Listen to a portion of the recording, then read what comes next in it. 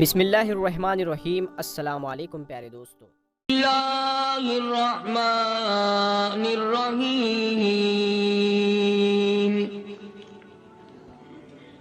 فَإِنْ آمَنُوا بِمِثْلِ مَا آمَنْتُمْ بِهِ فَقَدِ اهْتَدَوْا وَإِن تَوَلَّوْا فَإِنَّمَا هُمْ فِي شِقَاقٍ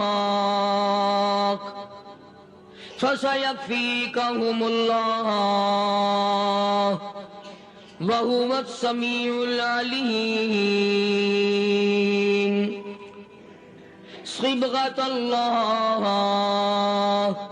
وَمَنْ أَحْسَنُ مِنَ اللَّهِ صِبْغَةً وَنَحْنُ لَهُ عَابِدُونَ قُلْ أَتُحَاجُّونَنَا فِي اللَّهِ وَهُوَ رَبُّنَا وَرَبُّكُمْ وَلَنَا أَعْمَالُنَا وَلَكُمْ أَعْمَالُكُمْ وَنَحْنُ لَهُ مُخْلِصُونَ سبحان اللہ۔ صدق اللہ مولانا العلی العظیم وبلغنا رسولہ النبی الکریم ونحن على ذلك لمن الشاہدین والشاکرین والحمد للہ رب العالمین۔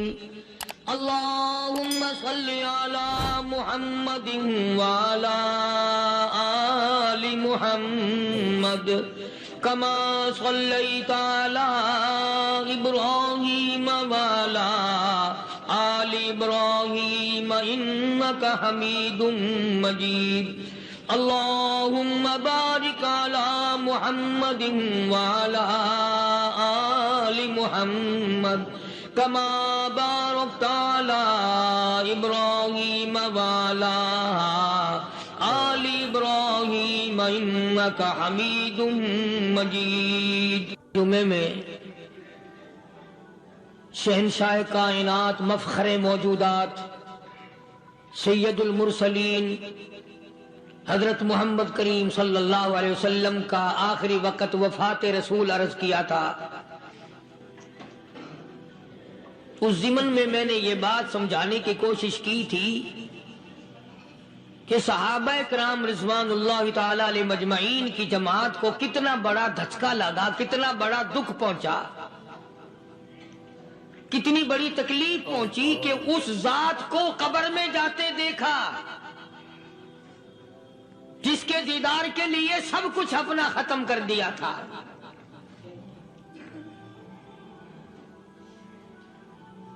اندازہ لگائیں آپ، بعد صحابی کی پسلیاں توڑ کے رکھ دی گئیں، اور جب اس کو کہا گیا کہ تھوڑا سا پانی پی لے، کہتا نہیں، جب تک میں آقا کا دیدار نہ کر لوں ایک گھونٹ پانی کا نہیں پی سکتا۔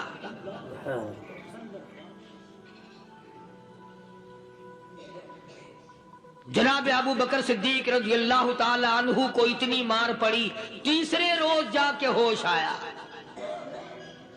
امی نے اگر کہا کہ تھوڑا سا کچھ کھا لو تو کہا نہیں، پہلے شربت دیدار اور بعد میں کھانا پینا۔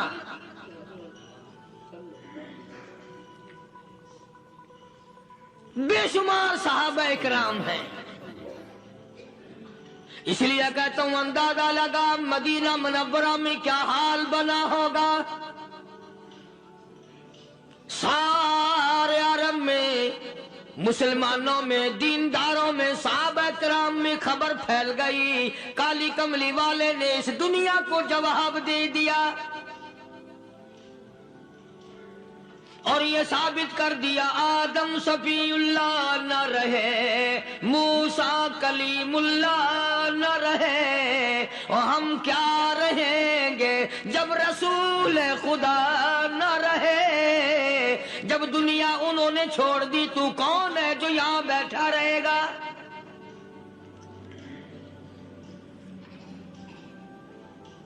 سیدنا فاروق اعظم رضی اللہ تعالیٰ عنہ جیسے بہادر فرمانے لگے جو یوں کہے گا میرے نبی فوت ہو گئے میں اس کی گردن اتار ماروں گا. میرا نبی فوت نہیں ہو سکتا, میرا نبی دنیا سے نہیں جا سکتا, میرا نبی ہمیشہ ہمیشہ کے لیے رہے گا. لیکن جناب ابو بکر صدیق نے قرآن کریم کی آیت سنا کر کے سمجھایا, فرمایا وما محمد الا رسول قد خلت من قبلہ الرسل.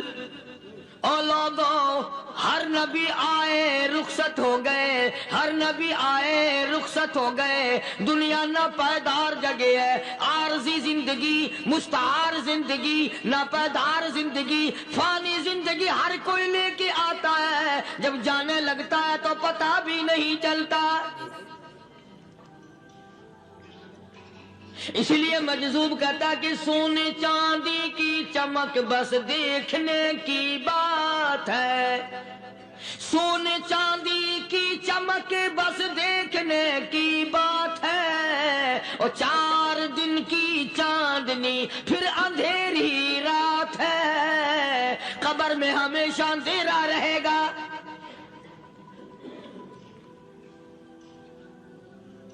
صحابہ اکرام نے وہ صدمہ دیکھا, وہ پریشانی دیکھی, کائنات میں کسی نے نہیں دیکھی.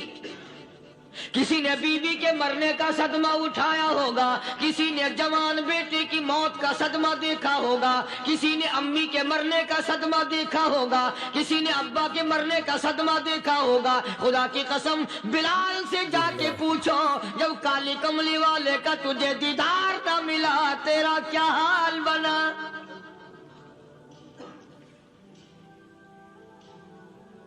صحابہ اکرام نے وہ عشق نبھایا, کمال کر دیا.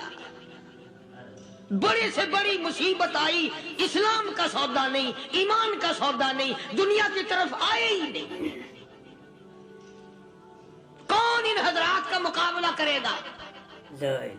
کئی لوگ کہہ دیتے ہیں جی صحابہ انسان تھے, ان سے بھی غلطی ہو. میں ٹھیک ہے, میں کہتا ہوں تھے تو انسان, پر یہ دیکھو شاگرد کس کے ہیں. صحابہ ہیں تو انسان, پر یہ اندازہ لگاؤ مرید کس کے ہیں. صحابہ ہیں تو انسان, پر یہ سوچو کہ یہ مقتدی کس کے ہیں. صحابہ ہیں تو انسان, پر یہ دیکھو صحابہ اگر سپاہی ہے تو کالی کملی والا کمانڈر ان چیف ہے. براہ راست محمد عربی صلی اللہ علیہ وسلم کے صحابہ شاگرد ہیں, صحابہ حضور کے مرید ہیں, صحابہ حضور کے مقتدی ہیں, صحابہ حضور کی فوج کے سپاہی ہیں. ایک ایک نے کمال کر دیا. جناب ابو بکر صدیق رضی اللہ تعالیٰ عنہ فرماتے ہیں میں اچانک محلے میں جا نکلا. ابو بکر کہتا میری یہ عادت تھی, شروع پہ جو اسلام آیا مکے میں, چودھری مارتے ہیں, رئیس مارتے ہیں, سردار مارتے ہیں, کمزوروں کو مارتے ہیں. جو کلمہ پڑھتا تھا پہاڑ ٹوٹ جاتے تھے. پیر پکڑ کر مکی کی گلیوں میں گھسیٹا جاتا تھا, چمڑا ادھڑ جاتا تھا. آج یہ بات کہنا بڑا آسان ہے. تبلیغی ساتھی سفر کرتے ہیں, تکلیف اٹھاتے ہیں, اگر جی جاؤ کافروں کو کلمہ سکھا کے آؤ. اور کلمہ تو تیرے پلے نہیں تو کافروں کو تو پھر پہنچائیں گے نا. 80 سال کی عمر ہے, کلمہ صحیح نہیں آتا. قبر بالکل سر پہ ہے, موت سر پہ ہے, قبر سامنے ہے, پھر بھی کلمہ نہیں آتا.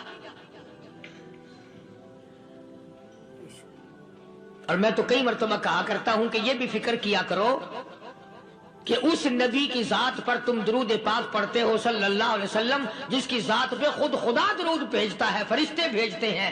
ہزاروں بار مجھ کو عنبر سے منہ دھو کر کے اگر درود پڑھو تو ڈرنا چاہیے بے ادبی نہ ہو جائے. تو غلط درود پڑھتا ہے نبی کی ذات پہ.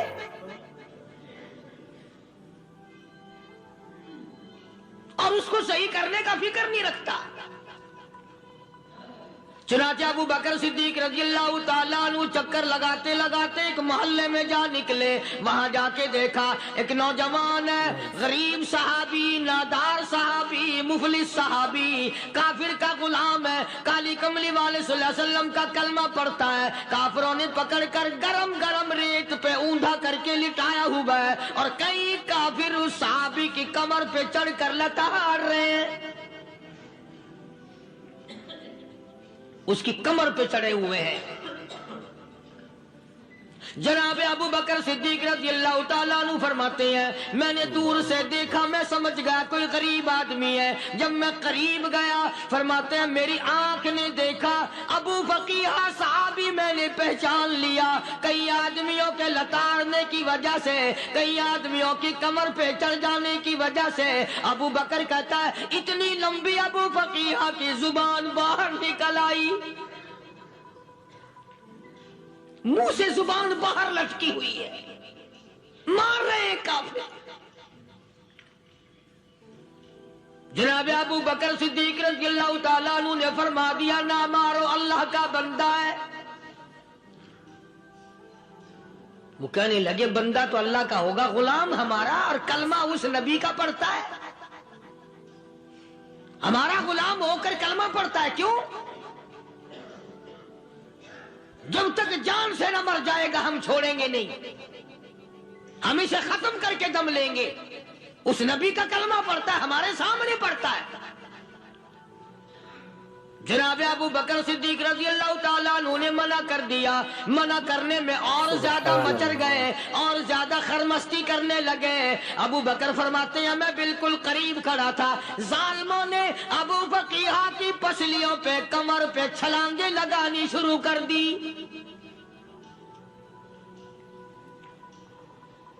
جناب صدیق اکبر رضی اللہ تعالیٰ عنہ فرماتے ہیں میں بالکل قریب کھڑا تھا جب انہوں نے چھلانگیں لگائیں صحابی بے نوا اور مفلس غریب صحابی کی کمر پہ. اچانک میرے کانوں میں کڑاک کڑاک کر کے پسلیاں ٹوٹنے کی آواز آنے لگی.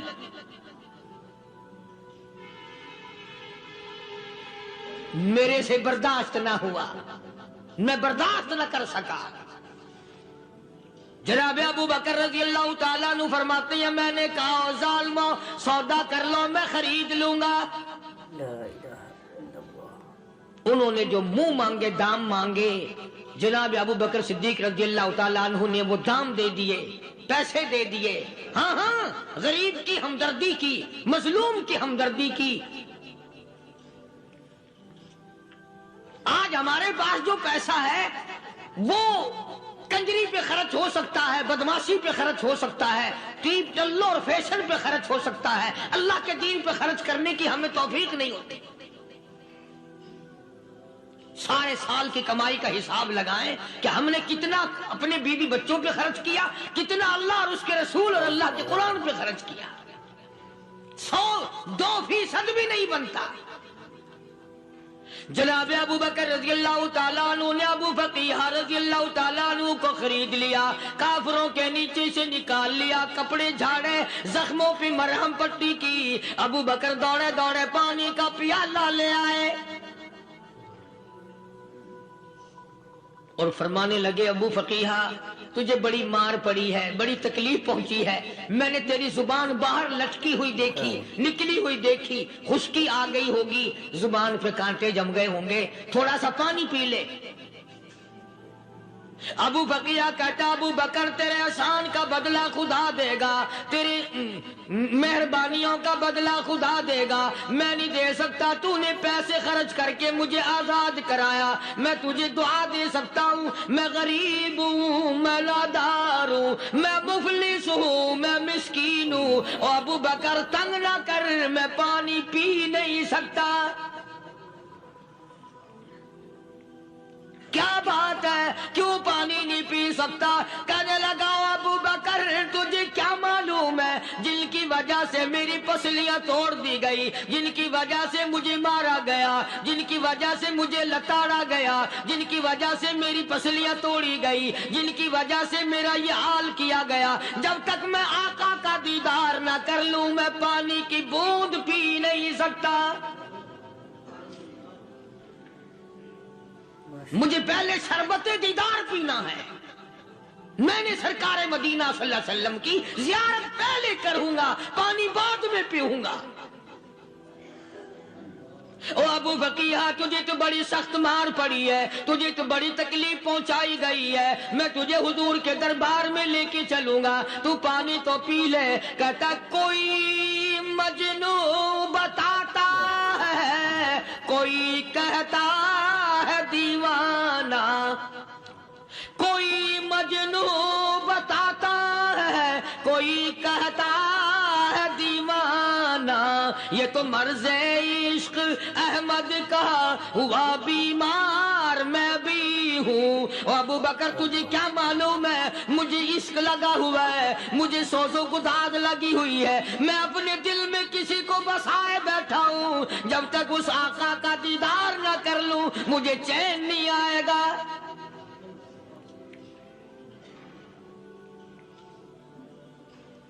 ہمیں عورتوں سے محبت ہے، ہمیں اولاد سے محبت ہے، ہمیں کوٹھی بنگلے سے پیار ہے، ہمیں روپے سے پیار ہے، ہمیں بڑی جاہ و حشم سے پیار ہے. اور خدا اور اس کے رسول سے پیار کرنے والے لوگ مدینے کے قبرستان میں سو گئے. قرآن سے پیار کرنے والے لوگ، حضور کے درباری لوگ وہیں سو گئے. اندازہ لگاؤ، کوئی مار کھا کے اپنے ماں باپ کے پاس جائے گا، کوئی بھائی برادری میں جائے گا، کوئی تھانے میں رپورٹ لکھوانے جائے گا، کوئی اسپتال میں سرٹیفکیٹ لینے جائے گا، کوئی ڈاکٹری کرانے جائے گا. ابو فقیہ تم کتنے خوش نصیب ہو، امام الانبیاء کے دربار میں چلے ہو.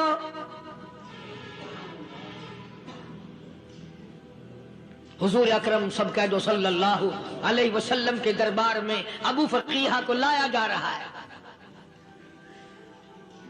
علماء نے لکھا ہے کہ جب ابو فقیہ حضرت کے دربار میں پہنچے تو خبر تو پہلے تھی نا کہ بڑی مار پڑی ہے. رحمت کائنات نے اٹھ کر سینے سے لگا لیا. تشریف فرما ہوئے،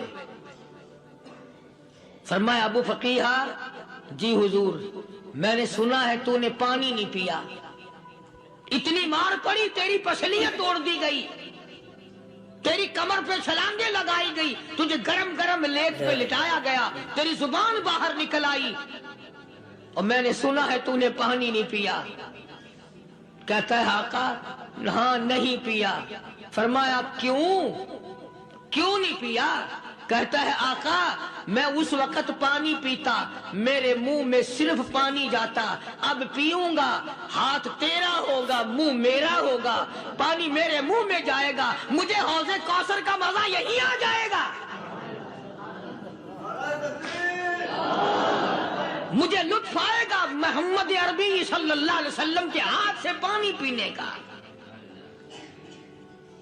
علماء نے لکھا ہے کہ حضرت نے جب اپنے رحمت والے ہاتھ سے وہ انگلی چاند کو اشارہ کیا، جگر پھنس کر ٹکڑے ہو گئے.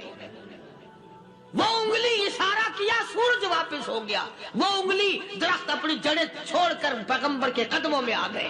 وہ انگلی جن میں کنکر پہاڑ کے لیے تو کلمہ پڑھنا شروع کر دیا. وہ انگلی اونٹ کی طرف کی تو بول پڑا. وہ انگلی چڑیاں سامنے آئی تو انہوں نے شکایت کر دی. وہ انگلی جن کو دیکھ کر کے بیت اللہ پھر گیا.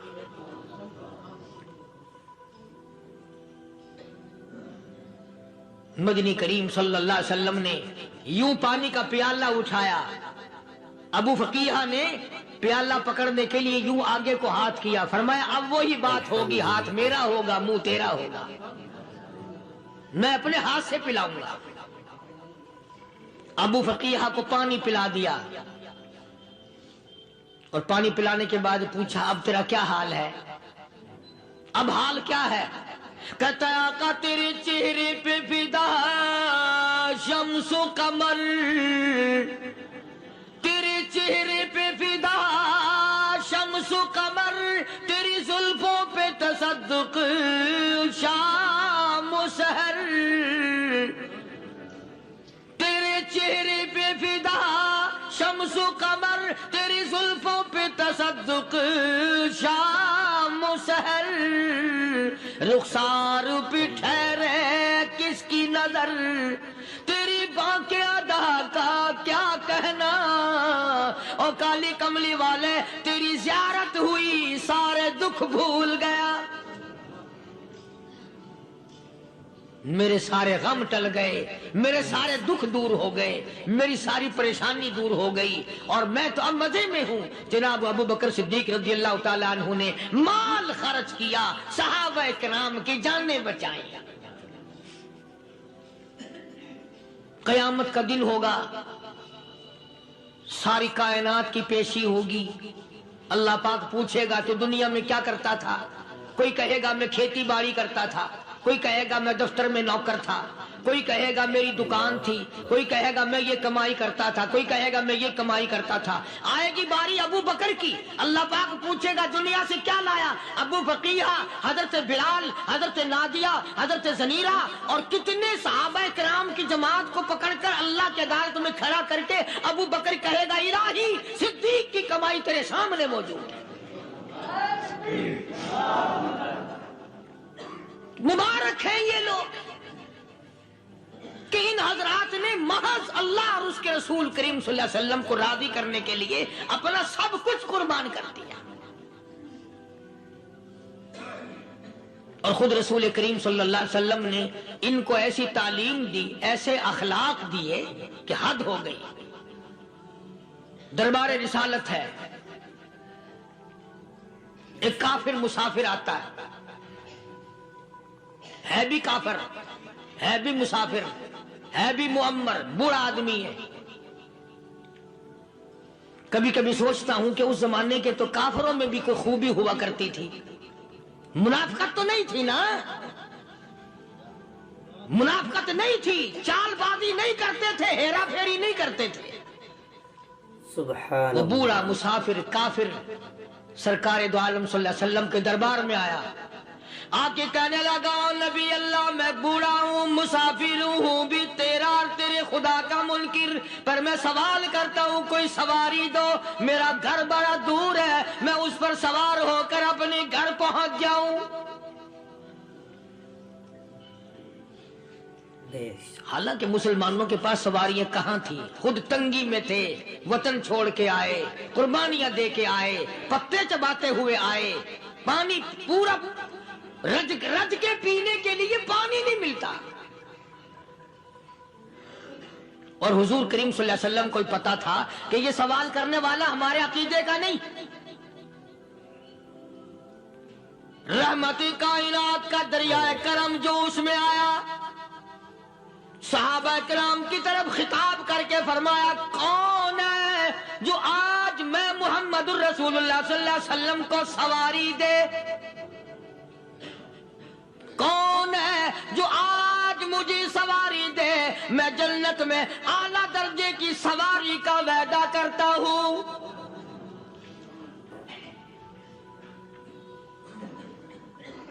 حضرت عبادہ بن ثابت رضی اللہ تعالیٰ عنہ صحابے اٹھے اور اپنی ڈاچی، اپنی اونٹنی حضور کے ہاتھ میں پکڑا دی، اور حضور نے اس مسافر کو دے دی کہ لے بھائی سواری تجھے مل گئی۔ اب وہ مسافر جو تھا بوڑھا، وہ کہنے لگا جی میرے پاس کپڑا بھی نہیں ہے، اب تم جیسا اگر کوئی سیٹ ہوتا نا آنکھیں نکالتا کہ ہم نے تیرے لیے یہاں کو ٹیکسٹائل مل چلا رکھے، سواری مل گئی تو اور آگے کو چل گیا، راستہ پکڑا پڑا جا۔ خدا جانے دھکے دیتے، خدا جانے مکے مارتے، خدا جانے کتنی باتیں بناتے۔ امام الانبیاء محبوب کبریا حضرت محمد مصطفیٰ صلی اللہ تعالی علیہ وسلم پھر کھڑے ہو گئے، صحابہ کرام کو خطاب کر کے فرمایا کون ہے جو آج مجھے کپڑا دے، کل میں جنت میں اعلیٰ درجے کی پوشاک اور لباس جوڑوں کا وعدہ کرتا ہوں۔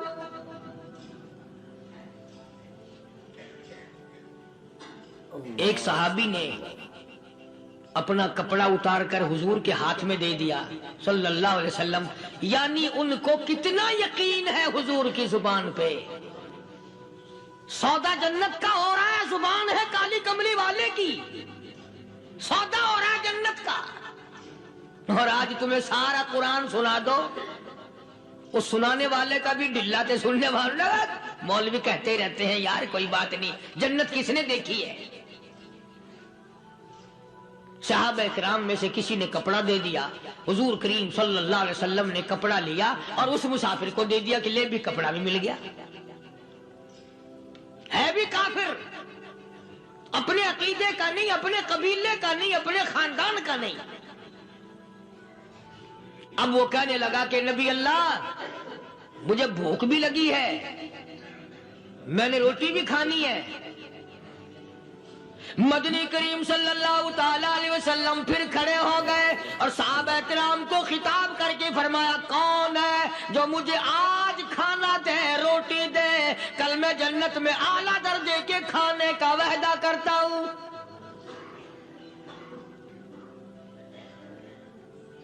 اس سوال کا جواب پورے مجمع میں سے نہ ملا، یوں لکھا علماء نے 300 صحابہ کا مجمع بیٹھا ہوا تھا، فاقہ ہو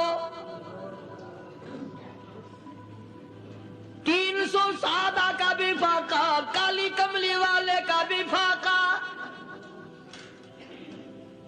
3 دن سے کچھ نہیں کھایا، کچھ نہیں ملا، کوئی جواب نہ ملا، صحابہ کرام کی جماعت خاموش رہ گئی۔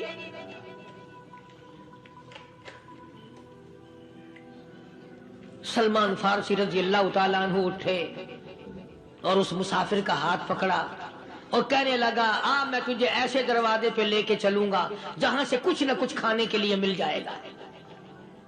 آیا ہے سلمان فارسی مسافر کو لے کر خاتون جنت سیدہ فاطمہ الزہرا رضی اللہ تعالیٰ عنہا کے دروازے پہ اور آواز لگائی یا اہل بیت رسول اللہ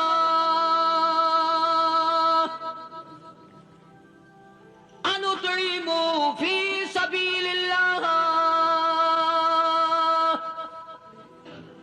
او نبی کی لخت جگر، نبی کی نوری نظر اور نبی کے جگر کے ٹکڑے اور کالی کملی والے کی بیٹی اے فاطمہ، ایک آدمی بھوکا ہے، کھانا کھلانا ہے، اس کے لیے کھانا بھیجو۔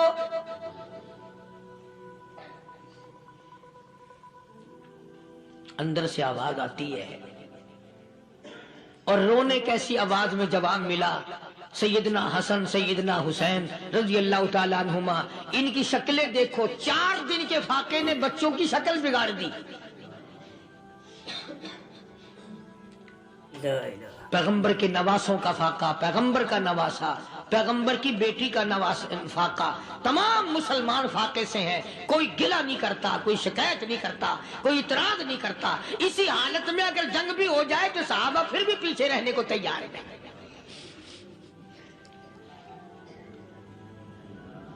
جب اندر سے یہ جواب ملا کہ تمہارا تو 3 دن کا فاقہ ہے، فاطمہ کہتی ہے میرا اور میرے بچوں کا 4 دن کا فاقہ ہے، تو سلمان فارسی اس مسافر کو لے کے واپس ہونے لگا۔ اندر سے آواز آتی ہے خالی نہ جاؤ، میرے سر کی چادر لے جاؤ، یہ لے جا کر یہودی کے پاس گروی رکھ دو، گیلا رکھ دو، غلہ لے آؤ، میں پیس پکا کے کھلا کے بھیجوں گی۔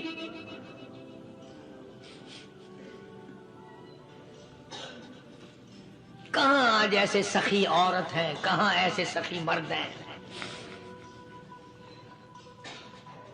مسافر کو کون کھلائے، دین پر خرچ کون کرے؟ کسی طالب علموں کو، آپ میں سے اکثریت ایسے لوگوں کی ہے جنہوں نے ساری عمر میں، سارے سال میں کبھی ایک قرآن پڑھنے والے طالب علم کو روٹی نہیں کھلائی، اور پھر یہ کبھی نہیں سوچا کہ میں آخر کما رہا ہوں تو کیا کر رہا ہوں۔ بس شیطان یوں کہہ دیتا ہے یہ تو بڑے بڑے امیروں کا کام ہے، تو غریب آدمی ہے، تیرے بس کا یہ کہاں کام ہے؟ یہ تو بڑے بڑے امیروں کا کام ہے طالب علموں کو، مسافروں کو کھانا کھلانا۔ کل قیامت میں اگر اللہ نے یہ فرما دیا کہ جنت تو میں نے امیروں کے لیے بنائی ہے، تو مزدور ہے، بھاگ یہاں سے، پھر کیا بنے گا؟ مولانا مظفر حسین صاحب کاندھلی سب کہہ دو رحمت اللہ علیہ، بہت بڑے بزرگ گزرے ہیں، ہمارے اکابر میں سے ہیں۔ کاندھلا ایک قصبہ ہے جس نے بڑے بڑے ولی پیدا کیے ہیں. مولانا مظفر حسین صاحب کاندھلی، مولانا الہی بخش صاحب کاندھلی، مولانا محمد زکریا صاحب شیخ الحدیث رحمت اللہ علیہ کاندھلے کے، مولانا محمد الیاس صاحب دہلوی رحمت اللہ علیہ امیر تبلیغی جماعت کے ایجاد کرنے والے، شروع فرمانے والے، یہ بھی کاندھلے کے ہیں. تو یہ سارے بزرگ اس قصبہ کاندھلے کے ہیں.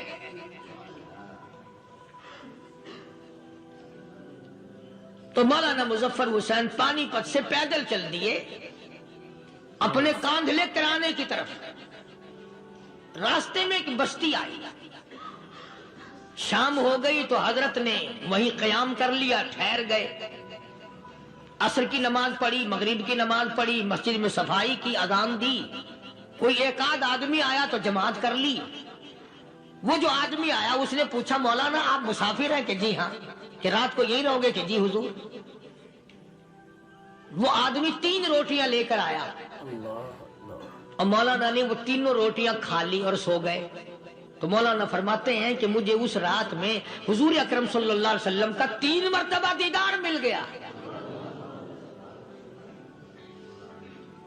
3 مرتبہ حضور کی مجھے زیارت ملی. مولانا فرماتے ہیں میں تو اگلے دن بھی وہاں ٹھہر گیا کہ یہ جگہ چھوڑنے کی ہے، جہاں اتنی بڑی دولت ملے یہاں تو ساری عمر پڑا رہے آدمی. تو حضرت فرماتے ہیں کہ اگلے دن وہی مسافر، مولانا مسافر ہے، وہی آدمی ہے، 2 روٹیاں لے کر آیا. اور مولانا فرماتے ہیں میں نے 2 روٹیاں کھا لی تو اس رات کو مجھے 2 مرتبہ حضور صلی اللہ علیہ وسلم کا دیدار ملا. میں تیسرے دن بھی وہیں ٹھہر گیا. تیسرے دن شام کو وہی آدمی 1 روٹی لے کر آیا اور میں نے وہ روٹی کھا لی. تو اس رات کو حضور کریم صلی اللہ علیہ وسلم کی 1 مرتبہ زیارت ہوئی، 1 مرتبہ دیدار ملا. تو مولانا فرماتے ہیں میری سمجھ میں یہ بات بیٹھ گئی کہ یہ نہ تو جگہ کی برکت نہ بستی کی برکت، یہ تو اس کی روٹیوں کی برکت ہے. 3 کھائی تو 3 مرتبہ دیدار ہوا، 2 کھائی تو 2 مرتبہ دیدار ہوا، 1 کھائی تو 1 مرتبہ. یہ تو اس کی روٹی کی کرامت ہے. تو وہی آدمی جو روٹی لانے والا تھا وہ کہنے لگا مولانا کل آپ تشریف لے جائیں، یہاں نہ ٹھہرنا. تو حضرت فرماتے ہیں میں نے کہا کیوں بھائی، مجھے تو ایسی دولت مل رہی ہے میں یہیں پڑا رہا ہوں. وہ کہنے لگا اللہ والے آپ کو پتا نہیں پرسوں میں مزدوری کر کے اتنا ہی آٹا لایا تھا کہ 3 روٹیاں بنی. اتنا ہی آٹا بنا تھا، 3 روٹیاں بنی. میں اپنے نام کی روٹی اٹھا کے چل دیا. میری بیوی نے پوچھا کہاں؟ میں نے بتایا مسجد میں ایک اللہ والا مسافر ہے. وہ کہنے لگی میں بھی فاقہ کر لوں گی، میرے نام کی روٹی بھی اس مسافر کے لیے لے جا. کہتا ہے میں نے دونوں اٹھا لی. تیسری روٹی ایک بچہ ہمارا اس کے لیے چھوڑ دی. وہ بچہ کہنے لگا اچھا ماں باپ جنت میں جائیں، بیٹا کدھر رہے گا؟ میں بھی فاقہ کروں گا، میرے نام کی بھی لے جا.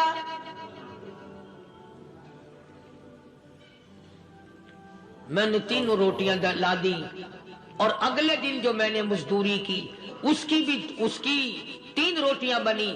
بچے کی حالت خراب ہو گئی تھی، اس کو دے آیا. ہم نے میاں بیوی نے چوتھے دن بھی فاقہ کر لیا اور آج بیوی کی حالت بھی خراب ہو گئی تھی. آج صرف اپنی لایا ہوں. مولانا اس لیے عرض کر دیا کبھی کل میرا پیر نہ پھسل جائے، ایسا نہ ہو میرا قدم ڈگمگا جائے، ایسا نہ ہو بھوک کا مارا میں کچھ اور کر بیٹھوں، اس لیے عرض کر دیا کل آپ تشریف لے جائیں. عرض میں یہ کر رہا تھا کہ کسی زمانے میں دوسرے کی خیر خواہی کے لیے لوگ سب کچھ کر گزرتے تھے. حضرت محمد الرسول اللہ صلی اللہ تعالی علیہ وسلم کے پاس جنگ بدر کے قیدی آئے تھے کافر، اسلام کے دشمن، دین کے دشمن، قرآن کے دشمن، ایمان کے دشمن. مگر صحابہ کرام کو فرمایا یہ میرے مہمان ہیں. حضور نے فرما دیا صلی اللہ علیہ وسلم. ایک صحابی جو ایک مہمان کو لے گیا، حضور کے مہمان کو، تھے جنگی قیدی. علماء کرام نے لکھا صحابی کے گھر میں کھانا تھوڑا تھا، اس کافر کو تو کھانا دے دیا، آپ اس کے پاس بیٹھ کر درخت کے پتے چبا لیے۔ دوسرا دن آیا، پھر ایسا ہی کیا، اس حضور کے مہمان جنگ بدر کے قیدی کافر کو کھانا کھلایا، خود درخت کے پتے چبا لیے۔ تیسرا دن آیا، وہ جنگی کافر کہنے لگا، قیدی کہنے لگا، آج پہلے کلمہ پڑھا پھر روٹی کھلا، میں پہلے مسلمان بنتا ہوں اس کے بعد میں کھانا کھاؤں گا۔ ارے تم اتنے اپنے اوپر دوسرے کو ترجیح دیتے ہو کہ ہم کافر بھی ہیں، تمہیں مارنے والے تمہیں مارنے آئے تھے، اور تمہارا حال یہ کر دیا کالی کملی والے نے کہ خود پتے چباتے ہو، دشمن کو کھانا کھلاتے ہو، خود درختوں کے پتے چبا رہے ہو۔ محمد صلی اللہ علیہ وسلم نے تمہیں اتنا اونچا بنا دیا، نگاہ نبوت نے تمہیں ایسا رنگ دیا، اور نبی کے دروازے نے تمہیں وہ دیا کہ قیامت آ سکتی ہے مگر صحابہ تمہاری دولت نہیں چھین سکتے۔ تو فاطمہ الزہرا رضی اللہ تعالی عنہا نے سر کی چادر اتار کر دے دی سلمان فارسی کو کہ یہ لے جا، یہودی کے پاس جا کے گروی رکھ دے، دانا غلہ لے آ، میں پیس پکا کے کھلا کے بھیجوں۔ سلمان فارسی کہتے ہیں رضی اللہ تعالی عنہ کہ ہم چادر لے کر کے یہودی کے پاس گئے اور یہودی کو سارا قصہ بتایا۔ اس یہودی نے چادر لے کر رکھ لی اور غلہ تولنے لگا دینے کے لیے، تو رو رہا تھا۔ ہم نے پوچھا تجھے کیا ہوا، تو کیوں رویا؟ کہنے لگا مسلمانوں، ہماری توریت میں واقعہ موجود ہے، قصہ موجود ہے، آخر الزمان پیغمبر صلی اللہ علیہ وسلم کی بیٹی کی دروازے پہ ایک بھوکا کافر مسافر آئے گا، اس کا پیٹ بھرنے کے لیے نبی کی بیٹی اپنی چادر اتار کر گروی رکھ دے گی، یہودی کے پاس غلہ منگوا کے کھانا کھلائے گی۔ آج توریت کی بات سچی ہو گئی، چادر آئی رکھی ہے، میں وہ یہودی ہوں۔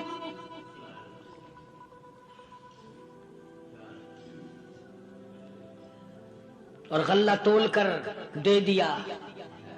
سلمان فارسی کہتے ہیں یہودی میری ساتھ ساتھ چل دیا۔ خاتون جنت سیدہ فاطمہ الزہرا رضی اللہ تعالی عنہا کے دروازے پہ آیا، اور جب ہم نے غلہ دے دیا، چادر بھی اندر یہودی نے پہنچا دی کہ میں چادر بھی واپس دینے آیا ہوں، اور سلمان کو کہنے لگا اب دیر نہ لگا، دیر نہ کر، کیوں؟ میری توریت نے تصدیق کر دی کہ یہ نبی برحق ہے، اب ایسا نہ ہو میرا دم نکل جائے، میں کفر پہ مر جاؤں، جلدی کر، مجھے سرکار کے دربار میں لے چل، میں مسلمان بنتا ہوں۔ اور اسی کو جا کے کہنے لگا تیری صورت، تیری سیرت، تیرا نقشہ، تیرا جلوہ، تیری صورت، تیری سیرت، تیرا نقشہ، تیرا جلوہ، تبسم گفتگو بندہ نوازی خندہ پیشانی، او کالی کملی والے میرا دل ہو، تیرا گھر ہو، تیرا در ہو، میرا سر ہو، تمنا مختصر سی ہے مگر تمہید طولانی۔ یہودی نے ضد نہیں کی۔ آج کا مسلمان کہلانے والا ضد کرتا ہے، ضد میں مارا جاتا ہے، ہائے ہم یوں ہیں، یہ یوں ہے۔ وہ یہودی اچھا نکلا، ذرا سی بات اس کے سامنے آئی فوراً سمجھ گیا، سرکار کے دربار میں جا کر غلامی قبول کر لی۔ بے شمار صحابہ کرام ہیں جنہوں نے اللہ کی راہ میں وہ دکھ اٹھائے، وہ پریشانیاں جھیلی۔ اللہ غنی، مکہ مکرمہ میں سیدنا ابو جندل رضی اللہ تعالی عنہ صحابی ہے، ایمان قبول کر لیا، کلمہ پڑھ بیٹھا، بس کافروں کے لیے مشغلہ بن گیا، تماشا بن گیا، روزانہ مارتے ہیں۔ اندازہ لگاؤ مسلمانوں، ملتان کے رہنے والوں، سارا مکہ مارنے والا ایک ابو جندل مار کھانے والا، لڑکے مارتے ہیں، جوان مارتے ہیں، بوڑھے مارتے ہیں، پیر پکڑ کر مکے کی گلیوں میں گھسیٹے گھسیٹے پھرتے ہیں۔ رحمت کائنات حضرت محمد رسول اللہ صلی اللہ تعالی علیہ وسلم عمرے کے لیے تشریف لائے ہیں، کفار مکہ نے روک دیے۔ حدیبیہ میں مکے سے 6 میل پر حضور صلی اللہ علیہ وسلم تشریف فرما ہے، صحابہ کرام کی فوج ہے، لشکر ہے، سرکار دو عالم ہے صلی اللہ علیہ وسلم۔ ذرا توجہ کرنا، کلیجے پہ ہاتھ رکھ کے ابو جندل کے پیروں میں بیڑیاں ڈال رکھی ہیں، چلا نہ جائے، مدینے نہ بھاگ جائے، کھسک نہ جائے، نکل نہ جائے۔ ابو جندل یہ آس لگا کر، یہ آرزو لگا کر مدینے کی طرف چلا جاؤں گا، مسلمان قریب آئے ہوئے ان میں شامل ہو جاؤں گا، میں بھی آزادی سے نماز پڑھوں گا، کالی کملی والے کا دیدار کیا کروں گا، میرے مصیبتوں کے دن ختم ہو جائیں گے، میری تکلیف کے دن ختم ہو جائیں گے، میری مصیبتیں ٹل جائیں گی۔ گرتا پڑتا پہاڑوں کے اوپر سے چڑھتا اترتا بڑی مشکل سے حضور کے دربار میں پہنچا۔